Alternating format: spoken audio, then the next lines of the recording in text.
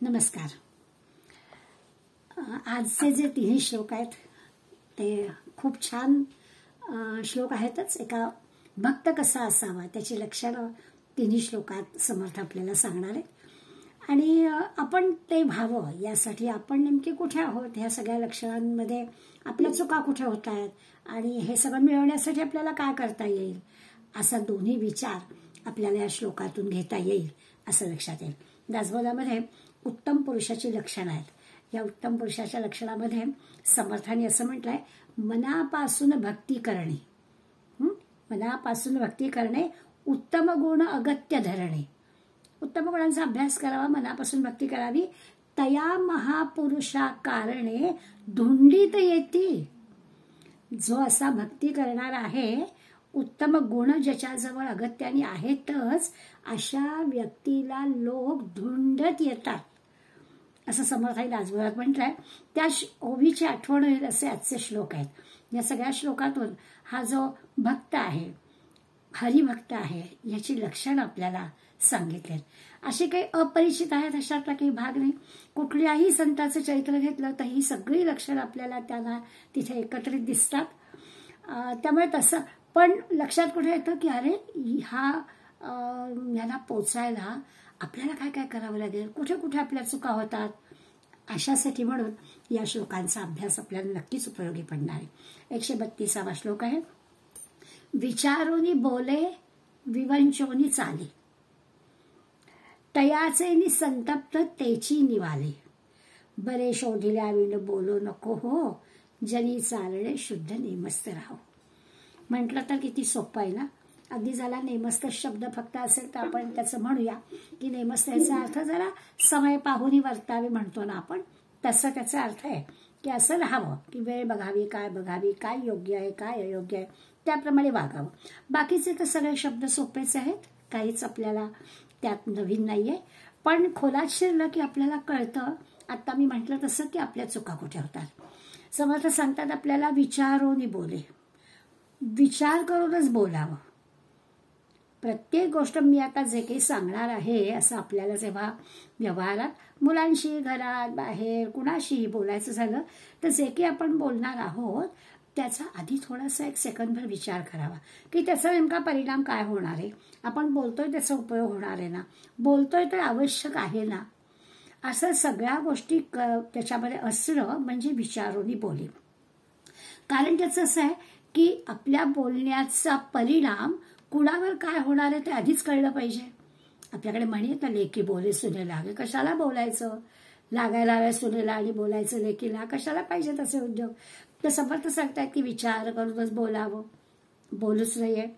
आवश्यक खरं तर मौनच धरावं, आवश्यक असेल तेवढंच बोलावं. पण ते तर काही कठीणच आहे, बोलावं तर लागतंच आपल्याला. आणि म्हणून विचारपूर्वक बोलावं. सगळी माहिती असल्याशिवाय बोलू नये. आपल्यावर अशी वेळ येतं का म्हणे मी ऐकलाय, माझ्या कानावर असं असं आलंय, मला नक्की माहिती नाहीये पण कशाला पाहिजे हे, असं मला वाटतंय किंवा मी ऐकलंय असं काही सांगूच नाही. खात्री नसेल तर आपण बोलूच नाहीये असं समर्थांना या विचारेविण बोलू नये म्हटलं ना. विचारोनी बोलावे, ह्याच्यामध्ये हे सगळं आलेलं आहे. आवश्यक तेवढं बोलणं, संयम ठेवून वागणं, गरज असली तरच बोलणं, अशा सगळ्या गोष्टी ह्याच्यात आहेत. दुसरं असं की जे काही आपल्याला सांगायचं आहे ते आपलं आहे असं बोलण्याच्या ऐवजी आपण जरा मोठी माणसं, शास्त्र काय सांगतो, मोठी माणसं काय सांगतात, संत काय सांगतात असं थोडं म्हणावं. म्हणजे कधी कधी आपण असं करावं लागतं आपल्याला. आपण सांगतोय म्हणून नाही ऐकणार, पण जरा दुसऱ्या कोणा मोठ्याचं नाव घेतलं तर मग तीच गोष्ट पटते. म्हणून जरा थोड्या मोठ्यांची नावं, थोड्या मोठ्यांची वचनं, थोडी कोणाशी तरी जे आपल्याला सांगायचं आहे ते बरोबर आहे ना याची खात्री करून घेण्यासाठी काही इतरांशी त्याची चर्चा करणं, असं सगळं करा. म्हणजे काय होतं, दुसऱ्या जो पुढला शब्द आहे त्याच ओळीवरला विवंचोनी चाले.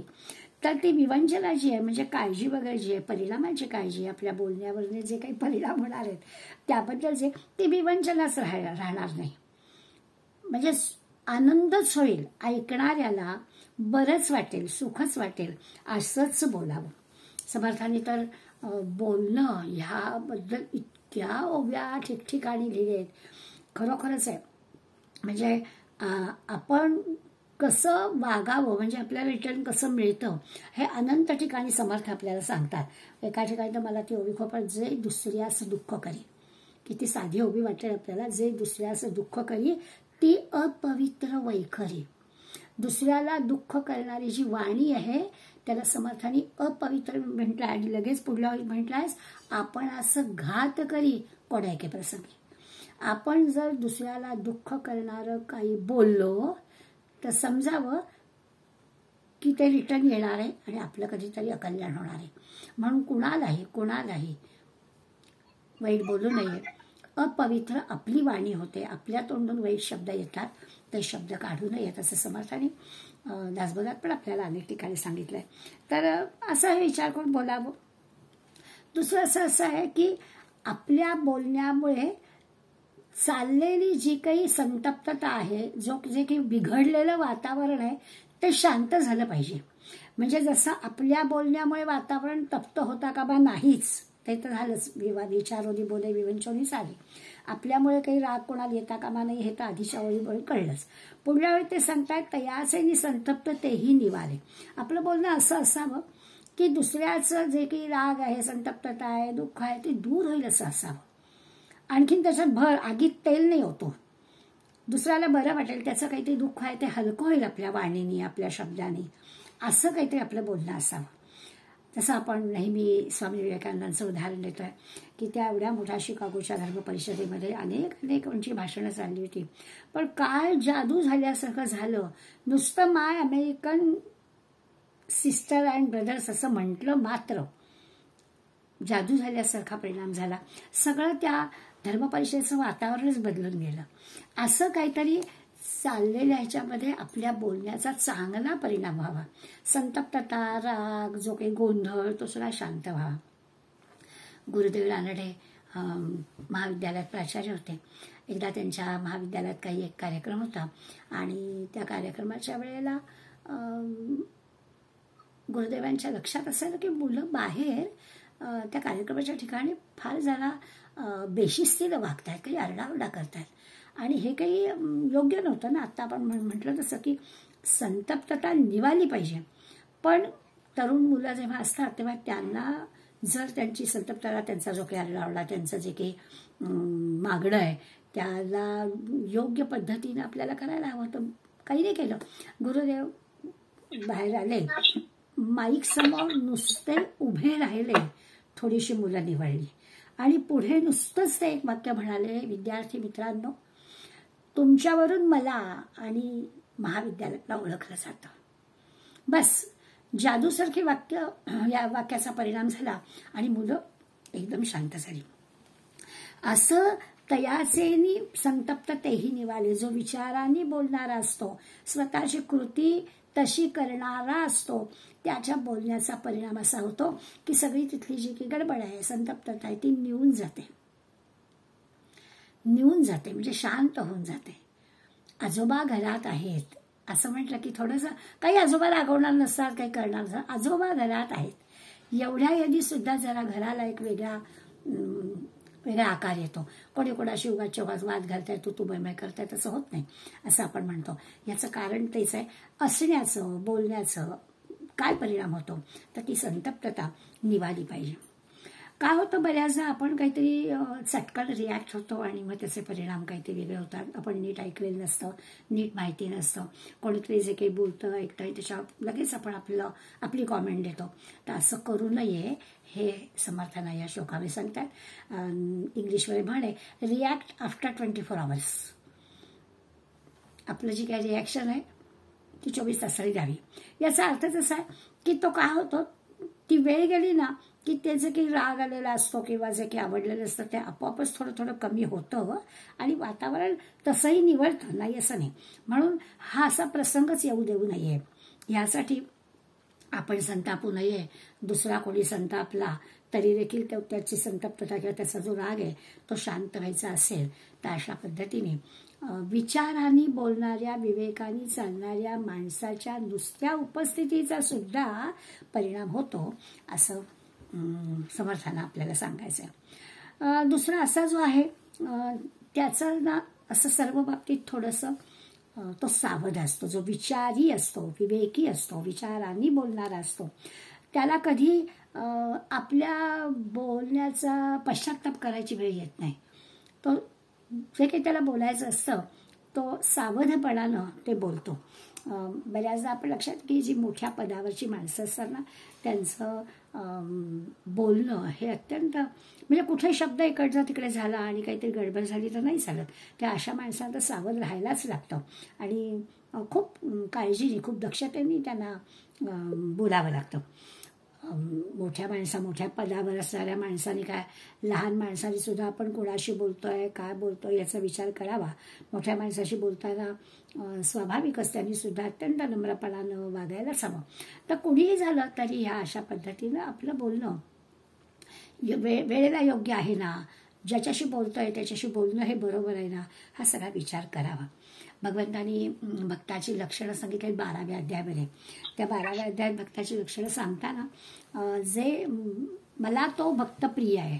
कोण मला भक्त प्रिय आहे तर यस्मान्न द्विजते लोको लोकांनो द्विजते या हर्षामर्ष भयोद्वेगी मुक्तोय सच मे प्रिया. असं भगवंतांनी मला प्रिय अशा 2-4 श्लोक ते मम प्रिया सच मम प्रिया असं म्हटलेलं आहे. तर त्याची जी लक्षणं सगळी सांगितलेली आहेत त्या सगळ्या श्लोकांमुळे आपल्या लक्षात येईल की सगळी भक्ताचे गुण भक्ताची लक्षणं त्याच्यात सांगितले की तो स्वतः तर रागवत नाहीच पण त्याच्यामुळे पण कोणी रागवत नाही. इतकंच काय आनंद असू दे दुःख असू दे भीती असू दे उद्वेग असेल ह्याच्यापासून तो अलिप्तच असतो. भगवंत म्हणतो असा माणूसच मला प्रिय आहे. त्यामुळे विवेकाने बोले विवंचोरी चाले तयासरी संतप्त तेही निवाले. आणि मग असंच आहे तर बरे शोधिल्या विण बोलू नको. शोधिल्या विण बोलू नको म्हणजे नीट माहिती असल्याशिवाय बोलू नको. आपला मनुष्य स्वभाव थोडासा असा असतो की खरं म्हणजे आपल्याला सावडत नाही किंवा आम्ही नाही हो तसं करत असं आपण लगेच म्हणतो. पण कुणाचं वाईट झालं ना तर आपण चटकन विश्वास ठेवतो. पण कुणाचं चांगलं झालं असलं ना तर मग आपण त्याची चिकित्सा करतो. तर विचारतो खरंच ऐकाय त्याला अमक्या नोकरी मिळाली खरंच मिळाली का दुसरा इंटरव्ह्यू झालाय अशी उगाच आपण काढलं काढतो. म्हणजे मनुष्य स्वभाव आहे. कुणाचं चांगलं झालंय तर खरंच चांगलं झालंय का हे ताडून पाहायचं आणि वाईट झालेलं मात्र लगे अगं हो मला असं कळलंय आता नाही ना माहिती तर बस की गप्प. तर तसं नाही आपण करत. तर हा जो मनुष्य स्वभाव आहे म्हणून ते सगळे बरे शोधिल्या विणं नीट माहिती करून घेतल्याशिवाय माहिती असल्याशिवाय बोलू नको. आणि मग समर्थपण कठोरपणे सांगतात की जे असे विवेकहीन जे असतात ना विचार न करता पटकन बोलणारे विवेकहीन जे जन समर्थना थोडं कठोरच बोलतात ते जाणावे पशु समान आणि त्यांचं ऐकता भाषण परलोक कैसा. म्हणजे ते तर पशु समान त्यांचं तर आहे पण त्यांच्या सहवासात जाणं त्यांचं बोलणं ऐकणं हे सुद्धा काही गरजेचं नाही. म्हणजे आपण तर असं विवेकहीन बोलू नयेच शोधिला वेळ बोलू नये ना तर आपण तर नाहीच बोलायचं. पण असं जे करणारे असतात ते पशु समान असतात. त्यांच्या वाट्याला जाऊच नाही त्यांचं काही ऐकूच नाहीये त्यांच्या बोलण्यावर विश्वास ठेवूच नाहीये. आपण तर अविवेकानं वागायचं नाहीच पण अविवेकानं वागणाऱ्यांच्या बाबतीत सुद्धा आपण दूरच राहायचं त्यांच्यावर विश्वास ठेवायचाच नाही. म्हणजे जीवनातली प्रत्येकच गोष्ट कशी शुद्ध सात्विक करायची हे सांगण्यासाठी हा 132वा श्लोक आहे. आणि म्हणून जनी चालणे शुद्ध नेमस्त राहावं म्हणतात की आपलं आचरण शुद्ध सात्विक हवं. जर माणसाचं ध्येय पक्क असेल ना तर त्याचं आचरण पण शुद्ध सात्विक होतं. त्या ध्येयाप्रत मला जायचं आहे असं त्याचं असतं आणि मग त्या ध्येयाप्रत जाण्यासाठी प्रयत्न असतात सातत्य असतं वाटचाल चांगली त्याच्याप्रमाणे होत असते. मग त्याला चिंता करण्याचं कारण लागत नाही. तो विचाराने विवेकानं प्रयत्नपूर्वक सातत्यानं आपलं ध्येय गाठतोच.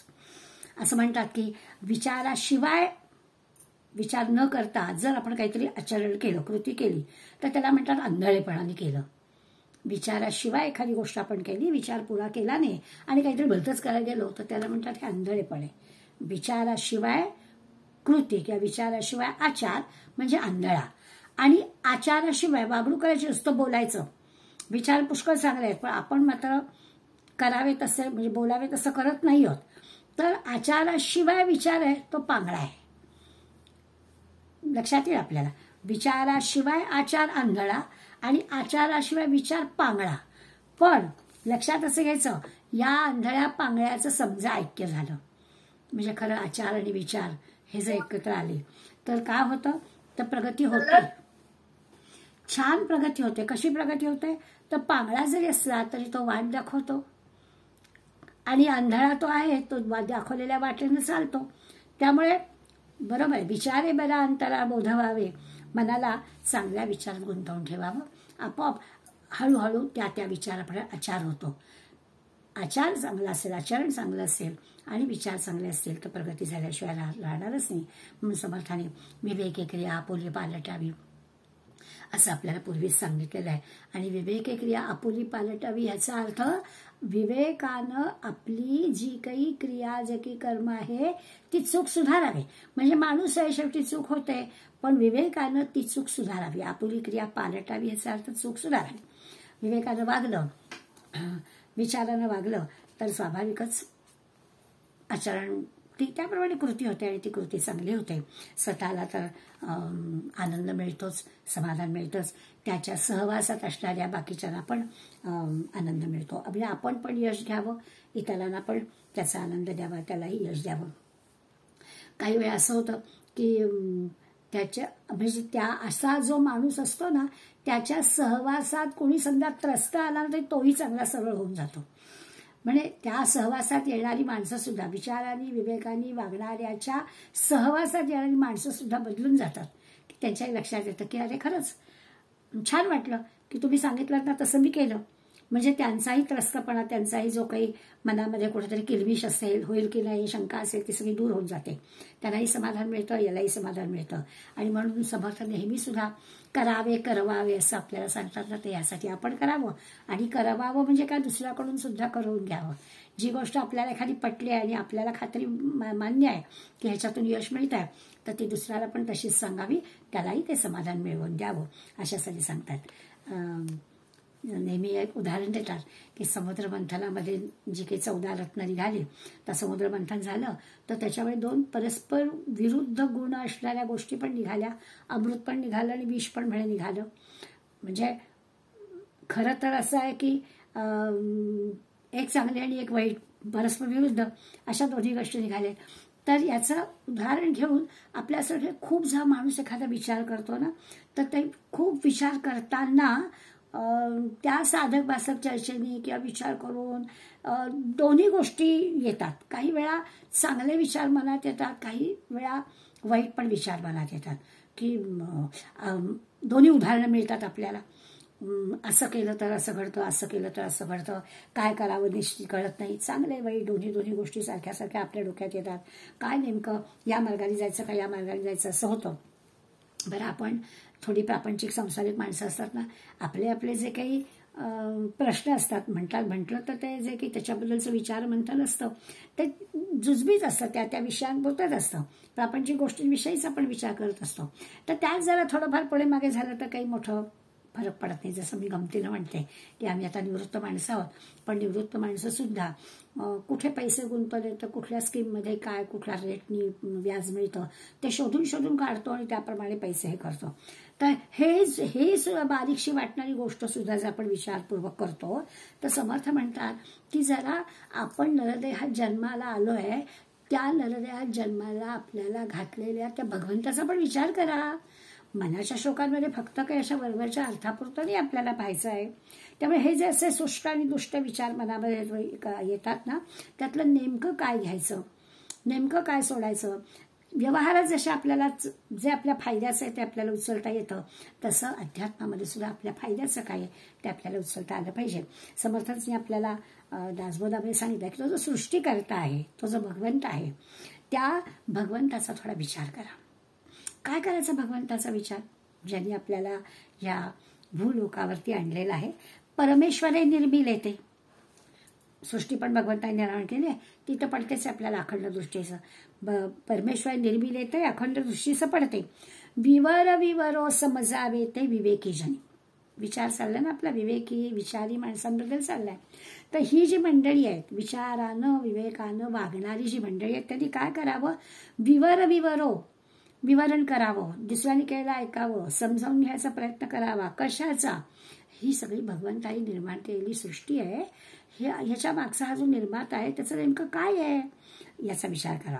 तो निर्माण करतो जना, सगळी सृष्टी निर्माण करतोय, लोकांना निर्माण करतोय, पण पाहो जाता दिसे ना, पण निर्माण करणार आहे असं म्हणावं तर ते दिसत तर नाहीये. म्हणून जरा विचार करावा आणि विवेके बळे अनुमाना, अंदाज काढावा, विवेकाने अंदाज करावा. उगाच आपल्याला वाटतंय म्हणून सांगू नये. आणि असं विवेके बळे अनुमाना, अंदाजाने काय नेमका या भगवंताची कृती आहे, ही सृष्टी निर्माण करण्याच्या मागचा काय उद्देश आहे, हा जरा समजून घ्यावा. खऱ्या ज्ञानाबद्दल विचार करावा, खऱ्या भगवंताबद्दलचा विचार करावा. नुसतं आपलं व्यावहारिक ज्ञानापुरता समर्थ श्लोक आपल्याला सांगत नाहीये. जे ज्ञान आपल्या जीवनामध्ये काही विशेष बदल घडवून आणणार आहे. आता असं आहे की 205 श्लोकांमधल्या निम्म्यापेक्षा जास्त श्लोकांचा अभ्यास झालाय. तर नुसतं काही आपल्याला व्यवहार ज्ञानासाठी कमी बोलावं, योग्य ते बोलावं एवढंच समर्थाला सांगायचं नाहीये. त्या आत्मज्ञानापर्यंत आपल्याला न्यायचं आहे. त्यावेळी सांगतात की आपल्या जीवनामध्ये जे काही विशेष बदल घडवून आणायचे आहेत, नरदेह मिळालेला आहे, त्या भगवंतापर्यंत आपल्याला पोचायचं आहे. हा जो काही प्रवास आहे तो प्रवास कसा घडेल याचा विचार करावा. आणि त्याच्यासाठी मग काय करावं.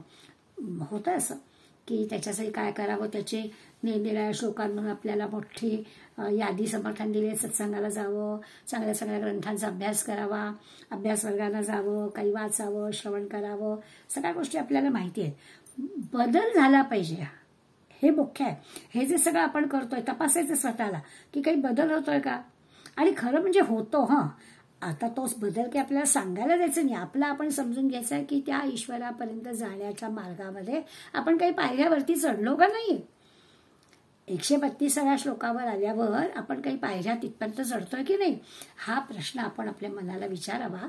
म्हणजे मग विचारोनी बोले विवंचोनी चाले म्हणजे काय आहे ते आपल्याला कळेल. असं आहे की वाईट गोष्टींचा परिणाम आपल्याला कळतो. वरदानंद भारतीने आपल्याला एक उदाहरण देऊन पटवलं आहे की काही काही वाईट गोष्टी असतात ना, त्या वाईट गोष्टी जर असं सातत्याने केल्या. समजा आपण उदाहरण म्हणून घेऊया की एखाद्या माणसाला सिगरेट ओढण्याचं व्यसन आहे, 10 वर्ष तो सिगरेट ओढतोय, त्याचा परिणाम दिसतो की नाही. दिसतो. TB होईल, काहीतरी कॅन्सर होईल, नाहीतर रात्र खोकत राहील, छातीचा खोकला बनेल, परिणाम दिसतो की नाही. मग वाईट गोष्टींचा जर सातत्याने केल्यामुळे परिणाम दिसतो, तर चांगल्या गोष्टी सातत्याने केल्या तर का नाही चांगला परिणाम दिसणार. पण सातत्याने करायला हवं. वाईट जरी उदाहरण असलं तरी त्या उदाहरणातला जो सातत्य लावायचा भाग आहे ना, तो याला लावायला हवा. आम्ही वेळ मिळाला तर करतो, रोज करतोच असं नाही, आठवड्यातून एकदा 1 तास असं नाही पुरत ना. सतत अनुसंधानात जर आम्ही राहिलो तर हे विचारोनी चाले विवंचोनी चालेचा अर्थ आपल्याला कळला, नाहीतर नाही कळला. या अर्थाने आपल्याला त्यासाठी आपण स्वतःला सारखं तपासत राहावं लागतं. म्हणजे मग आपल्याला याचा अर्थ कळतो. संत ज्ञानेश्वरांपासून अगदी तुकडोजी महाराजांपर्यंत अनेक मंडळींनी आपल्या या वाणी संबंधी म्हणजे खरं तर वाघ यज्ञच असं म्हटलेलं आहे. आणि संतांनी चांगल्या गोष्टी पण दाखवल्या आहेत, आपली काही चूक होते असेल ते दोष पण दाखवलेले आहेत. माऊलींच्या शब्दात सांगायचं झालं तर माऊलींसारखे अत्यंत प्रेमळ अगदी इतक्या गोड भाषेमध्ये ते आपल्यासाठी तर म्हणतात कृपा आधी पाझरे. माऊलींचं सांगणं आहे की भगवंताची कृपा आधी पाझरते, शब्द पाठी. कृपा आधी पाझरे किंवा शब्द जैसे कल्लोळे अमृताचे, असंच वळी माऊलींचं सांगणं आहे. त्या माऊलींच्या सगळ्या संतांच्या सारखं म्हणायचं झालं तर त्यांचं असं सांगणं गोड आहे, समजुतीचं आहे. मग आपण ऐकूया ना.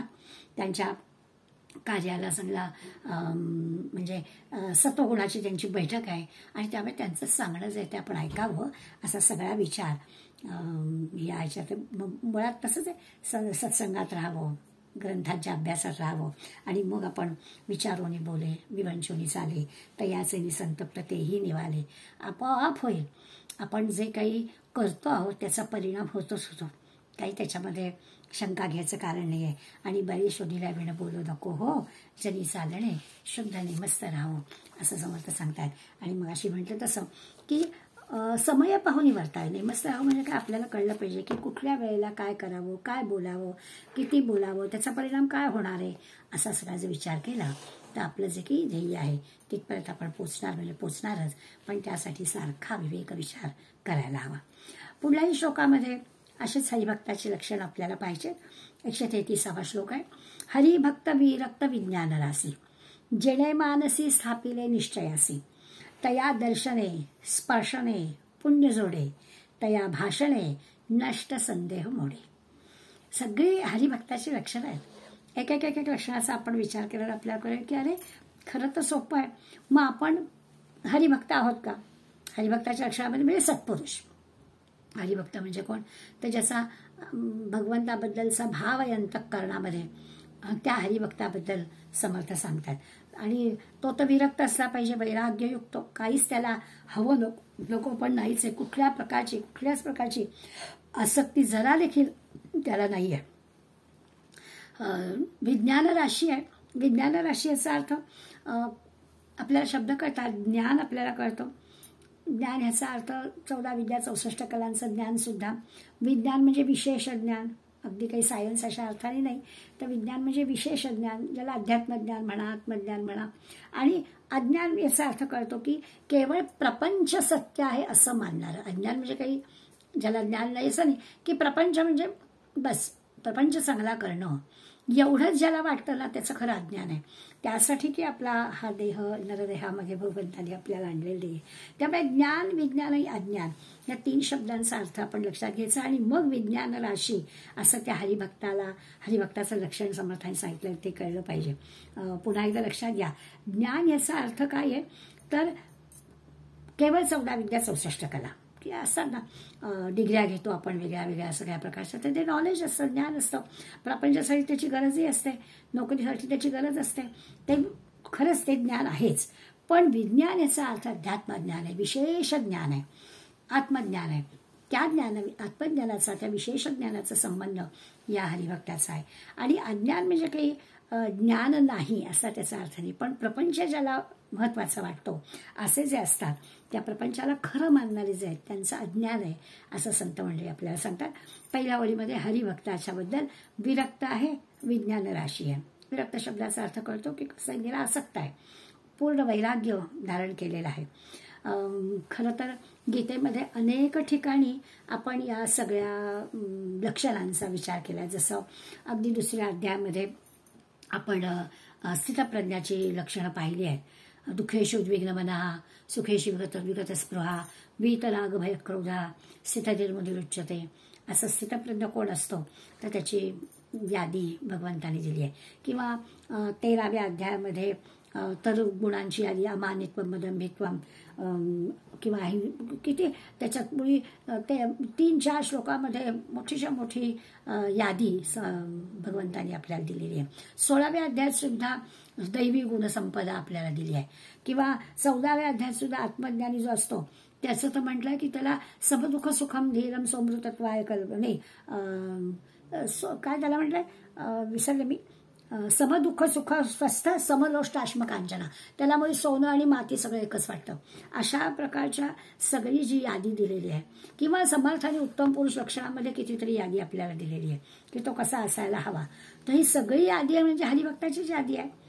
जो भक्त आहे, भगवंताचा लाडका भक्त आहे, त्याच्याजवळ असणारे गुण असे सगळे समर्थाने सांगितले. पण तरी देखील जरी आपल्याला यादी माहिती असली तरी देखील त्या प्रत्येक शब्दाच्या अर्थाने, मगाशी मी म्हटलं सुरुवातीला तसं की आपण नेमके किती अंतरावर आहोत हे आपल्याला कळायला हवं. यासाठी त्या सगळ्या शब्दांचा पुन्हा विचार करायचा. तर विरक्त असणं, वैराग्यशील असणं ही खरी म्हणजे अंतःकरणाची स्थिती आहे. म्हणजे त्याच्यासाठी काही मोठं स्वतःजवळ खूप मोठं अगदी म्हणजे जनक राजा होता पण विरक्त होता की त्याच्या उलट जे कोणी म्हणजे जसं तुलसीदासाचं आपण सगळ्याची उदाहरणं आपण देऊ की तेही मंडळी त्यांच्याजवळ काही नव्हतं पण त्यांच्याजवळ काही असे देऊ केलं होतं. तुकाराम महाराजांना शिवाजी महाराज मोहरांचे ताटं घेऊन गेले होते किंवा तुलसीदासाच्या पुढे जहांगीरांनी एवढी मोठ्या सोन्याच्या काय तपकं भरून पाठवली होती. पण याच्याबद्दल त्यांच्या मनामध्ये जराही अभिलाषा नव्हती. त्याला विरक्त असं म्हणायचं की त्याच्यासाठी मी काही करतोय असं अकिंचन असणं. हे सगळं मान नको आहे. मला जे की भगवंतानी देऊ केलेलं आहे ते उदंड आहे आणि त्याचं मोल जास्त आहे असं ज्याला कळतं तो वैराग्य धारण केलेलं आहे. समर्थांच्या काळामध्ये समर्थांच्या श्री रंगनाथ स्वामी म्हणून होते स्वामी, समर्थ निगडीकर त्यांच्याबद्दल असं म्हणतात की ते म्हटलं तर स्वामी म्हणजे वैरागी विरक्त होतेच की, पण त्यांचं राहणीमान जे होतं ना ते वेगळं होतं. त्याचा थाट सगळा वेगळाच होता. ते घोड्यावरून फिरत असत किंवा त्यांचे जरतारी कपडे असत, अंगावरती चांगले दागिने घातलेले असत. आता असं जे की ज्याचं रहेन सहेर आहे त्याला कोणी विरक्त कसं काय म्हणेल असं स्वाभाविकच वाटेल. त्यामुळे विरक्त म्हटलं की आपल्या डोळ्यापुढे काहीतरी वेगळी हे असते. त्या असं काही दिसलं की आपल्याला वाटतं की रे हा काही माणूस विरक्त, ह्याला काय सगळ्याची अभिलाषा आहे. माणसांचं कसं असतं, माणूस जे दिसतं ना त्याच्यावरून आपण लगेच आपलं मत करतो. सोनोपंत दांडेकर म्हणायचे की एकदा काय झालं म्हणे, एका माणसाने माझ्याजवळ काही उसने पैसे मागितले, तर अगदी त्यावेळेला 10-20 रुपयाचं बोल होतं, तर म्हणे मी दिले. आणि तो अगदी सगळ्यांसमोर सोनोपंतना फार फार चांगला माणूस. कारण काय तर त्याला मी मदत केली होती. काही दिवस मध्ये गेले आणि मग तो परत माझ्याकडे काहीतरी असा मागणी घेऊन आला आणि त्यावेळेला मला जमलं नाही, मी नाही म्हटलं त्याला. मी नाही म्हटलं तर तो सगळीकडे सांगत फिरला होता. काय तर म्हणे सोनोपंत कसली आहे ज्ञानेश्वरी, नुसतं बोलायचं, कृती काहीच नाही. असं म्हणजे आपला स्वभाव कसा असतो, जे दिसतं ना त्याच्यावर आपण लगेच बोलून टाकतो. विरक्त असणं ही आपल्या समोरची कल्पना काय आहे की त्याला काहीच अभिलाषा असता कामा नये, त्याची काहीच आसक्ती असता कामा नये. मग रंगनाथ स्वामी निगडीकरांचा का जेव्हा महापुरुष आपल्याला दिसतो की ते असे अलंकार घालतायत, जरीचे कपडे घालतायत, घोड्यावर इकडे तिकडे फिरतायत, मग हे कसे काय विरक्त. जनक राजा आहे आणि राजा असून सुद्धा सगळ्या राजाची जी काही सुखवती होती त्याच्याजवळ, तरीही तो विरक्त असं आपण म्हणतो. त्यामुळे लगेच कोणाबद्दल न करता त्याच्या मागचं कारण काय आहे त्याचा विचार आपण करायला पाहिजे. तसं पाहायला गेलं तर शुकाचार्यांसारखा सुद्धा जनक राजांचा शिष्य होता. किंवा आपण नेहमीच उदाहरण घेतो की रामकृष्णांसारखा म्हटलं तर चार्यात पण न शिकलेला, ज्याला दक्षिणेश्वरचा पागल पुजारी म्हणायचे, त्यांच्याकडे उच्च विद्याविभूषित नरेंद्र शिष्य म्हणून आला. ते जे दिसतं त्याच्यावर लगेच आपण प्रतिक्रिया देण्याचं काही कारण नाही. हरिभक्ताचं लक्षण म्हणून आपण लक्षात घ्यायचं की ते आसक्ती विरहित असतात. आता ते पदावर कुठले आहेत त्याचा विचार करायचं आणि लगेच आपला त्याच्यावर संमत देण्याचं काही कारण नाहीये. पण समर्थ आपल्याला सांगतात की जो हरिभक्त आहे, पहिलं तर लक्षण सांगितलंच त्याचं की त्यांनी त्याची आसक्ती असू नये कशामध्ये. दुसरं ते आपल्याला सांगितलं दृढ निश्चय असावा. श्लोकाचा विचार केला तर आपल्याला काय हरिभक्त विरक्त विज्ञान राशी म्हटलंय. आणि स्थापिले निश्चय असे तर त्याचा दृढ निश्चय असा, जे काही आपण करतो आहे ते धरसोड वृत्ती असू नये, म्हणजे हरिभक्ताची असू नये, की जे आपल्याला करायचं आहे. काय होतं, चंचलपणाने कुठलीच गोष्ट साध्य होत नाही. नेहमी उदाहरण देतात की 50 ठिकाणी तुम्ही 2-2 फूट खणलं तर काही पाणी लागणार नाही आहे, पण एकाच ठिकाणी तुम्ही 50 फूट खणलं तर पाणी लागेल ना. तसं आहे की आपण धरसोड कुठली करणं योग्य नाही, चंचलपणा दाखवणं योग्य नाही. सारखं सरड्यासारखे रंग बदलायचे नाही. आपल्याकडे म्हणी पुष्कळ आहेत की तेरड्याचा रंग 3 दिवस, असं सारखं वेगळं वेगळं नाही करायचं. हे आपण करतो आहे ते निश्चयाने करायचं. अगदी दृढ निश्चय त्याच्यासाठी असलं पाहिजे. खरा जो हरिभक्त आहे त्याचा गुण म्हणून समर्थ आपल्याला सांगितले की ते निश्चयाने करावं. आणि असा जो हरिभक्त असतो ना त्याच्या संगतीत जो राहतो ना त्या माणसाला त्याची भेट झाली ना की बरं वाटतंच.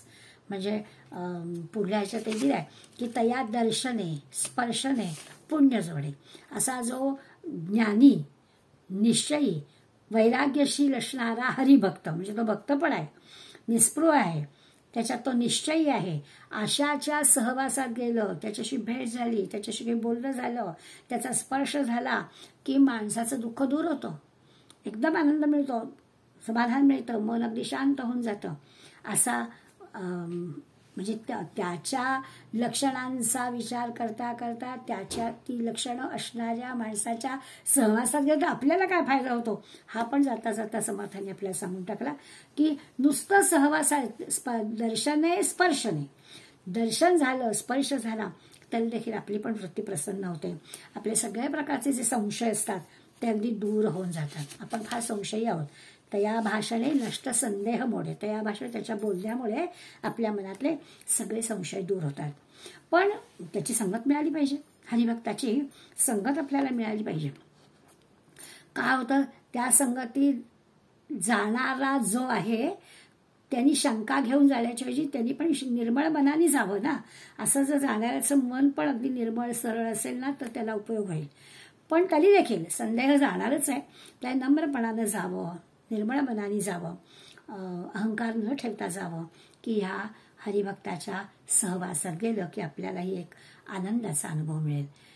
उगाच आपण त्यांची परीक्षा पाहायला जाणं असा काही उद्योग केला तर मात्र तिथे जाऊनही आपल्याला काही फायदा होणार नाही. जसं नेहमी उदाहरण देतात की वर्षोनिवर्ष अखंड पाण्यात राहणारी सुसर कशी असते, पाठ तिची खडबडीतच, काही त्या खडबडीत पाठीवर त्या पाण्यात राहून काही उपयोग होत नाही. तसं होईल की आपण जर आपलंच काहीतरी घेऊन गेलेलो असलो तर काय त्या हरिभक्ताच्या सहवासात जाऊन आपल्यावर परिणाम होणार. तर असं नाही करू. त्याच्या सहवासात जायचं तर आपण जरा त्यांच्याकडून काहीतरी शिकायला जातोय ना, नम्रपणा घ्यावा, मनामध्ये संभ्रम मनात ठेवू नये, सरळ मनाने, निर्मळ मनाने, शांत अंतःकरणाने, नम्रपणानं त्यांच्या सहवासात जावं की त्या हरिभक्ताच्या सहवासात आनंद मिळाल्याखेरीज राहणार नाही.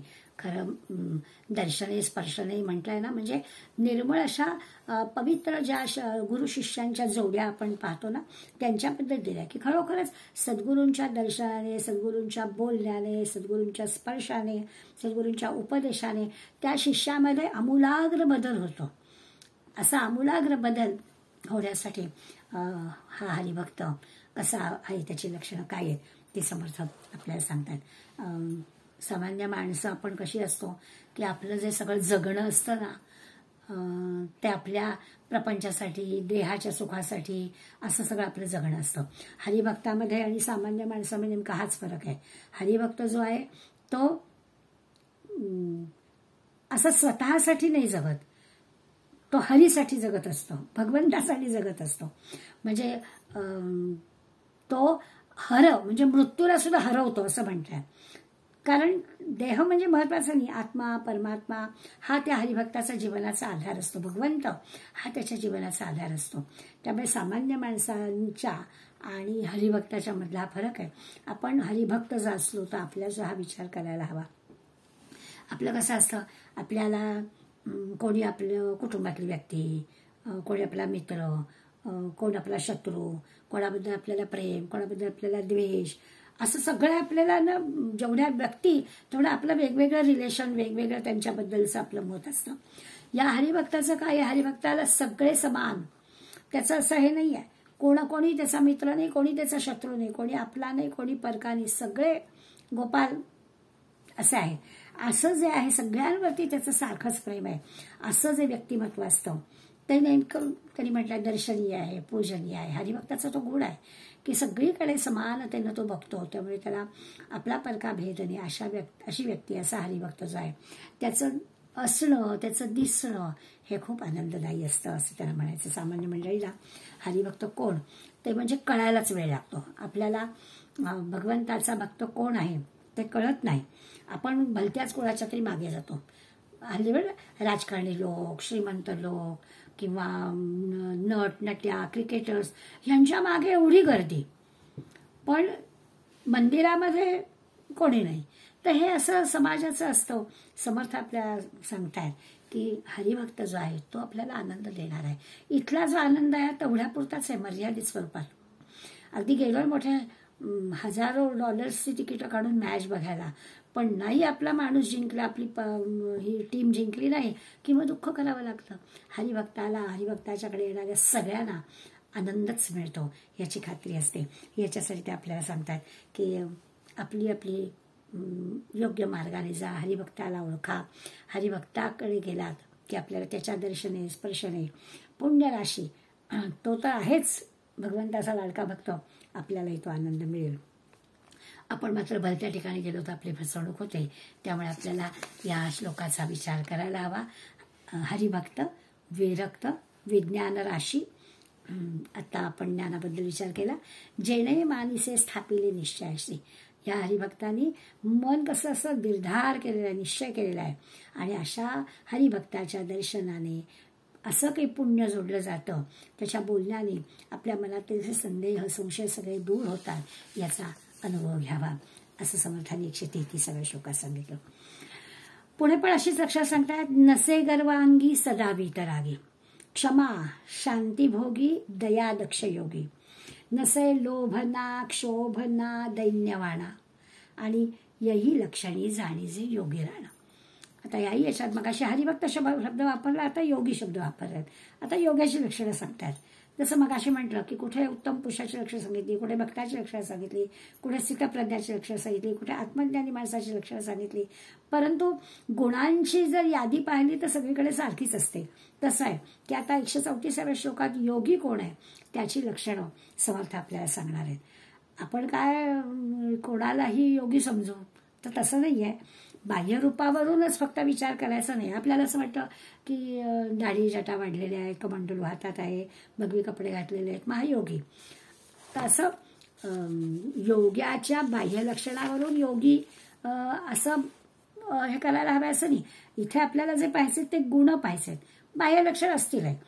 म्हणजे अशी बाह्य लक्षण असणारे सगळेच योगी असतील असं नाही, किंवा योगी आहे त्याची बाह्य लक्षण हीच असली पाहिजेत असंही मानायचं काही कारण नाही आहे. किंवा असे जे योगी असतात की तुम्हाला काही थोड्याशा ह्यांनी काही मिळवून देणारे असतात, असं नाही अडक्याचे कित्येक, काय समर्थांचा ओवी अडक्याचे 3, तर तसा आपल्याला विचार करायचा नाही.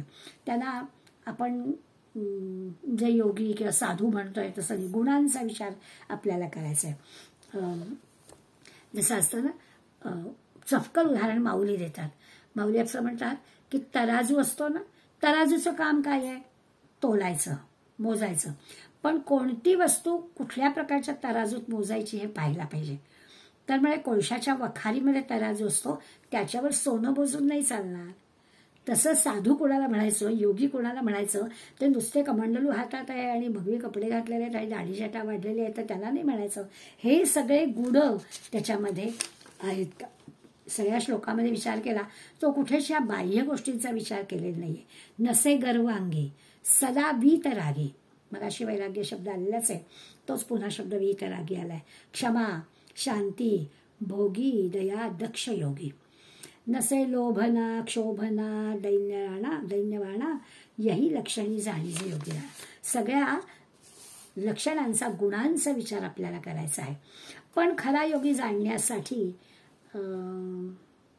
समर्थ म्हणतात योगी ओळखावा योगेश्वरे, ज्ञानी ओळखा ज्ञानेश्वरे, महाचतुर तो चतुरे ओळखावा.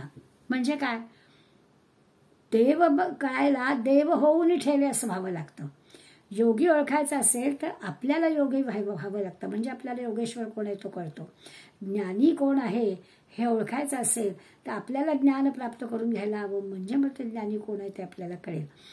महाचतुर ते चतुर ओळखावा, चतुर माणसालाच दुसऱ्याचं चातुर्य बरोबर कळतं. समर्थाने अगदी उदाहरणं देऊन आपल्याला पटवलंय. या अर्थाने ही सगळी योग्याची लक्षणं कळायला हवी असतील तर ती सगळी लक्षणं आपल्यावर उतरायला हवीत असा त्याचा अर्थ. काय म्हटलं समर्थ, योगी कोणाला म्हणायचं, तर पहिलं म्हटलंय की तो कसा असायला पाहिजे, तर निरहंकारी, कुठल्याही प्रकारचा नसे गर्व, कुठल्याही प्रकारचा गर्व नाही, अहंकार नाही. म्हणजे मीच काय तो मोठा, मीच काय तो शहाणा, माझ्याजवळच काय ती योग्यता, असा काहीही भाव त्याच्याजवळ नसतो. किंबहुना ती जाणीवच त्याला नसते. आपली काही थोरवी, आपला काही मोठेपणा कुणाच्या ते लक्षात आणून घ्यावा असा किंचितसा सुद्धा त्याचा प्रयत्न नसतो.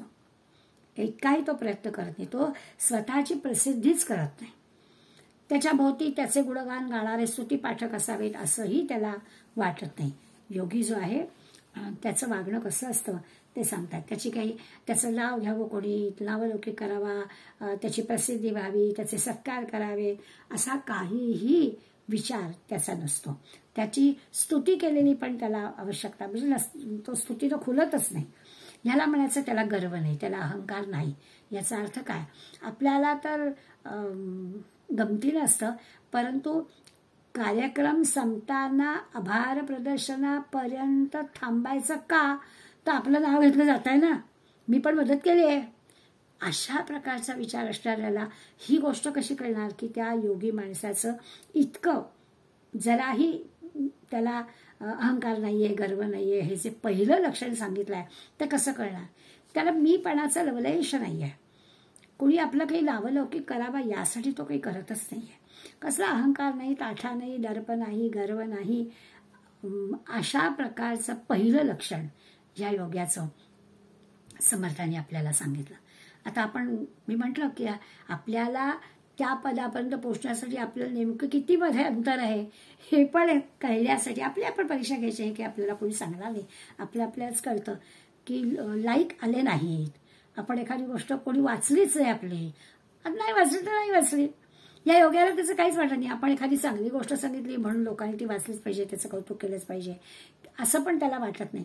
अशा प्रकारचा अगदी निगर्वी, जराही ताठा नाही, दर्प नाही असा असणारा जो आहे तो योगी आहे. पहिलं लक्षण सांगितलं. दुसरं मी तर आगी मगाशी आपण आसक्ती शब्दाचा विचार केलाच आहे. अशा सगळ्याच्या पार गेलेल्या, आसक्तीच्या पार गेलेल्या, पूर्णपणानं अनासक्त, मी माझं असं काहीही उरत नाही असा जो कुठल्याही प्रकारच्या विषयोपभोग घ्यावा असं त्याला वाटतच नाही. कसलीच अभिलाषा नाही. खाणं पिणं रहेन सहेन जे की आहे ते सगळं अमुकच पाहिजे, असंच पाहिजे, मला असंच लागतं असा काहीही आग्रह ज्याचा नसतो त्याला वीतरागी असं म्हटलंय. दुसरं मोठं लक्षण आहे. म्हणजे बाकी वैभव संपत्ती याची तर अभिलाषा नाहीच नाही, पण जे अगदी ज्याला दैनंदिन गरज म्हणतो किंवा देह राहण्यासाठी जी काही तहान भूक यासारखी गोष्ट आहे, निवासाची गोष्ट आहे, त्याच्यामध्ये सुद्धा त्याचा कसल्याही प्रकारचा आग्रह नसतो. जसं नेहमी आपण समर्थांचं उदाहरण घेतो की तरुण वयामध्ये, वय वर्ष 12 ते 24 हो, आणि या 12 ते 24 वयामध्ये अशा प्रकारचे 5 घरी जे मिळेल ते दुपारच्या 12च्या भिक्षेतून घ्यायचं आणि ते एकाच सगळं कापडाच्या जोळीमध्ये घ्यायचं. आपण नेहमीच ते उदाहरण घेतो. आणि त्या गोदावरीच्या पाण्यामध्ये ती झोळी बुडवून काढायची आणि मग त्या गोळा जो होईल त्याचे 3 भाग करायचे. एक जे काही हे आहेत त्यांना द्यायचं, माशांना घालायचं, एक भाग गाईला द्यायचा आणि एक भाग खायचा. हे जे आहे ना, हे योग्याचं लक्षण आहे. कारण ह्या जिभेसाठी खायचंच नाहीये, भूक शमवण्यासाठी या देहासाठी जे काही लागतं तेवढंच खायचं आहे.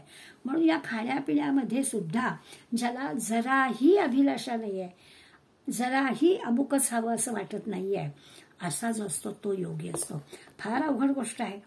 इतकं काही आम्हाला एवढीशी वस्तू कमी पण चालत नाही हो. पदार्थात मीठ जरी कमी आलं तरी आम्ही घालून घेतो. चहात साखर जरी विसरलो तरी आम्ही लगेच सांगतो की अगो साखर नाही घातलेली. तर मग योगी कुठे आणि आपण कुठे असं होतं की डावी बाजू उजवी बाजू आम्हाला सगळं लागतं. मी गमतीनं म्हणते, आमच्या नातवाच्या पाणी सांडून पोळी ओली झाली तर आम्ही ताटली दुसरी देतो, कारण त्याच्यातच पुन्हा नाही खाता येत. अशा पद्धतीचा आपण योग्याचा विचार म्हणजे कुठल्या कुठे गेला. आणि हा योगी जो आहे तो किती कसा वीतराग आहे, सगळ्या प्रकारच्या आसक्तीच्या पार कसा गेलेला आहे त्याचा विचार आपल्याला समर्थ करायला सांगतात. आणखीन तिसरा गुण सांगितले की त्याची चित्तवृत्ती प्रसन्न असते, शांत असतो, आनंदी असतो. कोणी त्याला काही बोला, कोणी निंदा केली, कोणी अवहेलना केली, कोणी काय तिरस्कार केला, कोणी काही रागावला, याच्या चित्तवृत्तीत जराही फरक पडत नाही. निरनिराळ्या संतांची उदाहरणं आपण घेतो. मनोरेकर महाराजांचं भाऊ अद्वा तद्वा अशी रागाळ करून गेला, सभोवताली बसलेल्या शिष्यमंडळीला कितीतरी राग आला, पण महाराज शांत होते. त्यांनी दिलं पण मी घेतलंच नाही, अशी ह्या योग्याची वृत्ती असते. कोणी आपल्याला काही वाईट बोलला, आपण कशाला आपल्यावरती त्याचा परिणाम करून घ्यायचा. याला संत वृत्ती, याला योगी वृत्ती म्हणायचं. आपल्याला डायरेक्ट तर नसतंच कोणी बोललेलं, कोणीतरी आपल्याला सांगितलं अमुक अमुक माणूस तुझ्याबद्दल अमुक अमुक बोलत होता, तरी आम्हाला राग येतो. म्हणून मी म्हटलेलं की आपण आपल्याला तपासायचं की आपण किती कुठल्या पाहिजे आहोत. कारण समर्थ सांगतात योगी ओळखावा योगेश्वर आहे. खरा योगी कोण आहे ते कळण्यासाठी आपल्याला योगी बनायला हवं. आणि ते योगी बनायचं झालं तर आपल्याला या सगळ्या गुणांच्या ही जी काही लक्षणं सांगितली आहेत त्या लक्षणांचा विचार आपल्याला करायला हवा की त्या लक्षणातलं काय बाबा माझं किती आहे माझ्याजवळ आणि मला किती अजून प्रगती गाठायची हे लक्षात यायला हवं. त्यामुळे कोणी काही कशाही तिरस्कार केला, कोणी काही वाईट बोललं, कोणी काही तिरस्कार केला, आपण केलेलं नाही तरी आरोप आपल्यावर केले गेले तरी देखील हा कसा शांत असतो, त्याच्या चित्तवृत्ती अगदी प्रसन्न असतात. अत्यंत क्षमाशील, अत्यंत सहनशील असा हा योगी असतो. तो जरा देखील दुर्बल नाही आहे, अगतिक नाही आहे, लाचार नाही आहे, म्हणजे दुबळेपणा नाही आहे त्याच्याजवळ. तो जे की हे असं या सगळ्या लोकांनी केलेल्या निंदाजनक गोष्टी सहन करतोय याचा अर्थ तो दुबळा नाही आहे, निरुपायाने नाही तो करत आहे, पण त्याला सर्वांभोवती परमेश्वर दिसतो आहे. म्हणजे आपल्याजवळ बळ नाही आहे, आपल्याजवळ 2 हात करायची ताकद नाही आहे म्हणून ते सहन करतोय असा नाही आहे त्याचा अर्थ. सगळी ताकद असली तरी सुद्धा त्याच्यामध्ये पण ईश्वर आहे, बोलू दे, त्याचा तो शांत होईल, अशा प्रकारचा संतांचा विचार असतो. आणि म्हणून चित्तवृत्ती अत्यंत प्रसन्न, अत्यंत शांत असतात. पूर्णपणानं सर्व प्रकारची शक्ती असून सुद्धा तो तसं आचरण करत नाही, त्याचं मन शांत ठेवतो. म्हणजे क्षमा आणि शांती हे तसं म्हटलं तर असे चांगले गुण आहेत, बरोबरच आहे. आत्ता म्हटलं तसं आपल्या माणसासाठी अशा प्रकारची सहनशीलता आपण ठेवायलाच हवी. आपलं बरोबर असलं तरी देखील आपण त्याला लगेच विरोध करायचा नाही, कारण बदल होईल, आपला माणूस आहे असं मानायचं. अर्थात हे सगळं असं वाचताना आता आपण जे पाहतो आहे, उत्तर प्रदेशचे आपले मुख्यमंत्री पाहतो आहोत, पंतप्रधान पाहतो आहोत, चाललेला सगळा हा जो काही बदल सद्यस्थितीतला आहे तो आपण पाहतो आहोत. आणि मग असं मनात येतं की जेव्हा क्षमा किंवा शांती ह्या गुणांचा विचार येतो आणि तो जेव्हा राष्ट्रासंबंधी असतो, धर्मासंबंधी असतो, समुदायासंबंधी असतो, त्यावेळेला मात्र असं सोशिक, उदार, क्षमाशील, शांत असलं बरोबर आहे का? आपल्या माणसांनी आपल्याशी असं केलं तर अगदी क्षमाशील असावं, शांत असावं, बरोबर आहे. पण जेव्हा राष्ट्र म्हणून विचार जेव्हा येतो तेव्हा मात्र आपण कसं असलं पाहिजे हेही लक्षात ठेवायचं. समर्थांनी कृतीने ते करून दाखवलेलंच आहे. त्यामुळे हे जरी वाचता वाचता आपल्या लक्षात की हो क्षमाशील असलं पाहिजे. कोणी आपल्याला काही बोलला, कटू बोलला, रागावून बोलला, निंदाजनक बोलला, आपण केलेलं नाहीये तरी आपल्यावर आरोप केले तरी ते शांतपणानं सहन करावे असं सांगता सांगता हे लक्षात ठेवायचं की आपल्या राष्ट्रासंबंधी, आपल्या आईवडिलांसंबंधी, आपल्या धर्मासंबंधी कोणी काही बोललं तर मात्र क्षमाशील राहणं हे चुकीचं आहे असं आपल्याला दिसेल. म्हणजे कुणाबद्दल द्वेष असू नये, मत्सर असू नये, पण त्याची चूक दाखवण्याची हिंमत मात्र असली पाहिजे. आता विषय वेगळा आहे, परंतु सगळीकडे आपण असं दया, क्षमा, शांतीचा विचार केला की मनात येतो की अरे योगी झाला तरी त्या योग्याला सुद्धा याचा विचार करावा लागतो. दयाशीलता आणि दक्षता, अखंड सावधानता असलं पाहिजे सर्वांबद्दल. म्हणजे आपले परके, रंजलेले, गांजलेले सगळ्यांबद्दल ह्या योगी पुरुषाच्या अंतःकरणात दया असते. अगदी अगदी बरोबर आहे. म्हणूनच आपण नेहमी नाथांचं उदाहरण घेतो की उन्हाळा आहे, वाळवंट आहे, गंगेचं जल रामेश्वराला घेऊन जातात नाथ, तरीसुद्धा तडफडणाऱ्या गाढवाला ते गंगाजल त्यांनी पाजलं, कारण त्यांच्यामध्ये पण भगवंत आहे ही त्या संतांना, ही त्या नाथांना बरोबर जाणीव होती. त्यामुळे अशीच सहानुभूती, अशीच सर्वांबद्दल दया अखंड असली पाहिजे.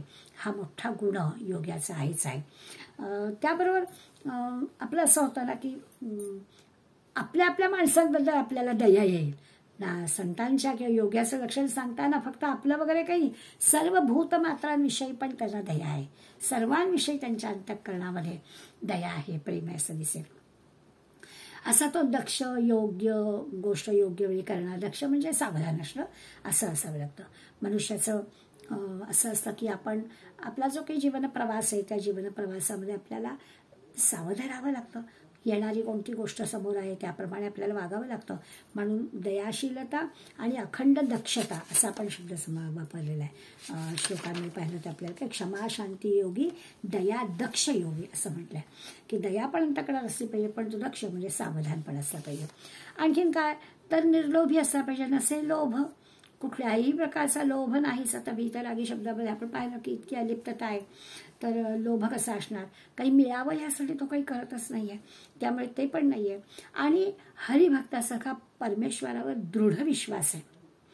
किती परमेश्वर विश्वास असतो तर तो माझं सगळं जे काही करेल ते चांगलंच करेल. समर्थांचा आभार नाही, आम्ही काय कुणाचे खातो तो राम आम्हाला देतो. काय घाबरण्याचं कारण आहे? तो भगवंत आम्हाला देतो, आम्ही काय कुणाचं घेतोय की काय? काही नाही करत. अशी एक मस्ती असते. आवडीने भावे हरिनाम घेसी, तुझी चिंता त्यासी सर्व आहे. तू कशाला चिंता करतोयस? तू फक्त नाव घे, हरिभक्त आहेस ना, तू फक्त भगवंताचं नाम घे, तुझी सगळी चिंता त्याला आहे. अशा प्रकारचं दयादक्ष नुसतं नाही तर त्याचा काय असलं पाहिजे की अत्यंत लोभ नाही, क्षोभ म्हणजे रागही नाही, पण पुढल्या शब्दामध्ये दैन्यवाणा पण नाही. योगी हा दैन्य कुणीतरी आपल्याला मदतीला येईल अशा प्रकारची अभिलाषाच त्याची नाही. तो दैन्यवाणा भगवंताचा लाडका भक्त आहे. भगवंताच्या सगळ्या ज्या काही सगळे गुण आहेत ते सगळे गुण त्याच्यापाशी आहेत, त्यामुळे तसा दैन्यवाणा नाही आहे. तो आनंदी आहे, अगदी स्वतःच्या सत्याच्या वागणुकीनं भगवंताचा लाडका आहे. त्यामुळे दैन्यवाणे पण कसं येईल त्याला? ते नाही आहे. यही लक्षणी, अशी सगळी लक्षणं ज्याच्यापाशी आहेत तो योगी राणा असं म्हटलंय. योगी आणि त्याला जोडून राजा शब्द वापरला. राजाला सगळं जसं वैभव असतं तसं या सगळ्या योग्याला सगळ्या प्रकारचं वैभव असतं. राजाचं वैभव कदाचित संपत्तीच्या किंवा राजाची त्याच्याजवळ असणारे जे काही सगळं अधिकार आहे त्याच्यावर आपण मोजू, पण तसंच ह्या योग्याला सगळ्या प्रकारचं वैभव असतं. ते वैभव कदाचित अशा दृश्य संपत्तीच्या बाबतीत दिसणार नाही, पण तो भगवंताचा हरिभक्त आहे, लाडका आहे, आणि भगवंताचा लाडका असणारा काहीच कमी पडत नाही. अशा प्रकारचा विचार करून त्यांनी आपल्याला तीनही श्लोकांमध्ये 132, 133 आणि 134 या तिन्ही श्लोकांमध्ये अगदी सोपे श्लोक आणि फक्त भगवंताचा लाडका भक्त, मग त्याला हरिभक्त म्हणा, त्याला योगी म्हणा, किंवा त्याला अगदी पहिल्या श्लोकामध्ये विवेकी विचारी असा म्हणा, याच्याजवळ असणारी जी सगळी गुणसंपदा आहे ती सगळी गुणसंपदा ही कशी यशाकडे नेणारी आहे, प्रगतीकडे नेणारी आहे, याच्यासाठी सगळी लक्षणं आपल्याला समर्थाने अभ्यासाला सांगितली. आणि ही अभ्यास करता करता आपल्या असं लक्षात येईल की आपण त्या पाहिजेपर्यंत पोचल्याशिवाय त्याचं मोल आपल्याला कळणार नाही. आणि त्याचं मोल आपल्याला कळायचं असेल तर आपल्यामध्ये हे जे काही अंतर आहे त्या हरिभक्ताशी आणि हरिभक्ताचं आणि आपलं, त्या योग्याचं आणि आपलं, किंवा त्या विचारी विवेकी माणसाच्या मधलं आणि आपलं, ते अंतर कमी कमी कसं होईल? ते एक अंतर जसं जसं कमी होईल तसं तसं यांचं जे मोठेपण आहे ते आपल्याला कळेल. असं आपण सगळ्यांनी भगवंताचं लाडकं हरिभक्त व्हावं, भगवंताचा लाडकं योगी व्हावं अशी इच्छा समर्थांची जणुकी आहे. म्हणून त्यांनी हे वारंवार गुणांचं वर्णन करणारे श्लोक आपल्याजवळ दिले. खूप सोपे श्लोक आहेत. बहुतांशी हे सगळे श्लोक आपल्या मुखोद्गत असणारे आहेत. त्यामुळे आपण त्या श्लोकांमधल्या गुणांचा गुण आपल्या अंगी कसे येतील याचा विचार करूया आणि पुढल्या वेळेला पुढले श्लोक पाहू. धन्यवाद.